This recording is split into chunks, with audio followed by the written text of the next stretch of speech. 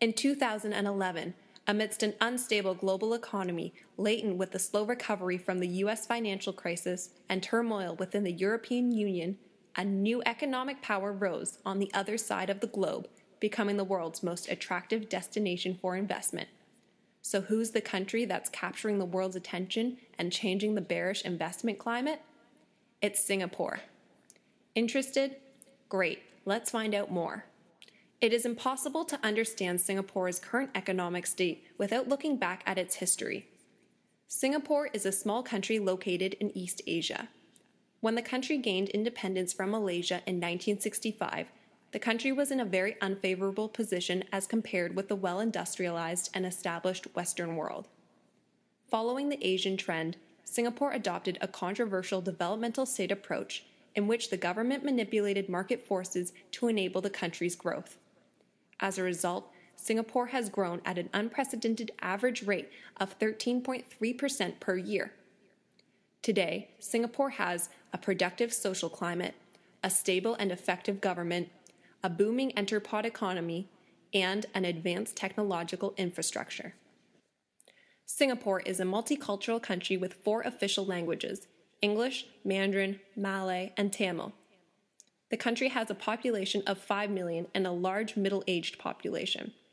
The country's birth rate is 1.2 children per woman. This is relatively low, so the population relies on immigration for stabilization. In terms of size, Singapore's landmass is only 710 square kilometers, meaning that the country has a high population density of 7,300 people per square kilometer. As a result of the country's congestion, only 1% of the land is used for rural activities, the lowest in the world. The average income in Singapore is $51,000. When it comes to income distribution, income inequality is a concerning issue, for the poorest fifth of the population earns 5% of Singapore's income, while the richest fifth earns 49%. Furthermore, Singapore's middle class has been decreasing in size over the past decade. Singapore spends only 10% of its GDP on consumption, but has the best quality of life in Asia. In summary, Singapore is a highly urbanized country whose population is multicultural and frugal, valuing investing in the future. Looking at the politics of Singapore, the country has a very efficient democratic government. Singapore has the world's second best intellectual property protection, is the world's second most transparent country, is the world's third least bureaucratic place to do business, and has the world's 7th least corrupt government. Domestically, Singapore's government has been effective at implementing policies that have been conducive to infrastructure development, business growth, environmental protection, and workforce education. Internationally, aside from being a part of the World Trade Organization, Singapore is a member of the Asian and APEC regional blocs and has free trade agreements with 31 trading partners, including the European Union and the United States, to reduce trade barriers and provide businesses with access to global markets. While the effectiveness of Singapore's government is largely responsible for the country's successes, the government is criticized for lacking human rights and being out of touch with citizens' needs. However, the government has been successful at focusing on long-term goals to enhance the collectivist society. Overall, Singapore's stable government has been instrumental in developing policies and trade agreements that have established a highly supportive and open business environment. Singapore's economy is highly advanced and growing quickly. As a closed economy, Singapore has many attractive macroeconomic conditions for investors. A comparatively high interest rate of 5%, which encourages savings and provides funds for investment, an unemployment rate of 2.9%, showing the efficiency of the labor market and the qualified workforce, and a GDP of $345 billion, which shows the economy's productiveness. Considering Singapore's GDP, nearly 2/3 comes from services, of which retail trade, insurance, and business services contribute the most. As a result, the largest portion of the population is focused towards these industries. These industries are further supported by international investors. Singapore welcomes FDI inflows equal to 29.6% of its GDP each year, while investing only 8.4%. This means that Singapore has a large net surplus of investment. Investment in Singapore supports wholesale and retail trade, financial services, and insurance. Looking further at Singapore's economy internationally, Singapore is highly dependent on trade, achieving economies of scale, relying on comparative advantages, and reducing opportunity costs. Singapore is an entrepot economy with imports worth 178% of their GDP and exports worth 207%. This shows that Singapore plays a large role in adding value, for Singapore primarily imports low-tech goods but exports high-tech goods and services that constitutes 45% of its total exports. Singapore's capital and current account surpluses are aided by its international monetary policies. As a medium of exchange, Singapore uses a fixed currency that is pegged at 80 cents per US dollar. According to the Big Mac Index, Singapore's currency is highly undervalued. Unlike Canada, where monetary policy is focused towards maintaining inflation, monetary policy is focused towards maintaining the fixed exchange rate. However, despite not specifically targeting inflation, Singapore has attained a low and stable inflation rate of 2.8%. Based on Singapore's advanced industry focus, it is evident that its major comparative advantage is its workforce.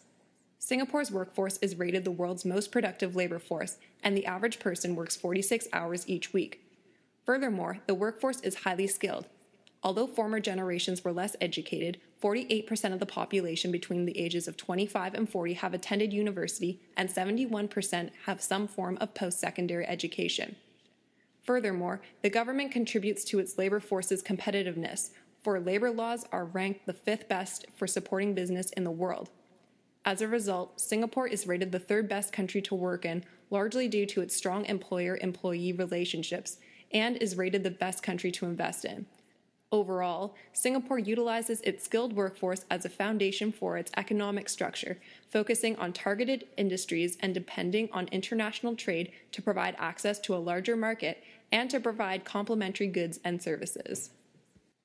Despite its small size, Singapore is technologically advanced. Singapore is ranked the 2nd best network-ready environment in terms of market, political, and regulatory infrastructure for connectivity. As a result, Singapore is ranked the 5th easiest and most secure country to set up a business in based on technological components. The country also has a strong physical infrastructure, with many ports and roads for transportation. Singapore is forward-looking and spends an average of 2.43% of GDP on research and development each year. Singapore is slowly becoming a mecca for innovation, as investment is being attracted and the number of patents is increasing steadily each year. Where Singapore lacks in technology is with alternative energy experimentation, for 100% of its energy comes from oil. Furthermore, Singapore imports 97% of its oil, resulting in high prices. Overall, Singapore has an advanced technological and physical infrastructure and invests highly in research and development. So what does all of this mean? In summary, Singapore's major strengths are its well-educated and hardworking labor force, its supportive government that encourages international business, its advanced technological and physical infrastructure, and its ideal geographic location that is surrounded by ports and near large upcoming economies. Singapore's weaknesses are its controversial human rights, growing income inequality, and highly dense population. While not recommended as a target market, Singapore provides great opportunities for high-tech manufacturing and sourcing, especially in financial, insurance, business, and retail services.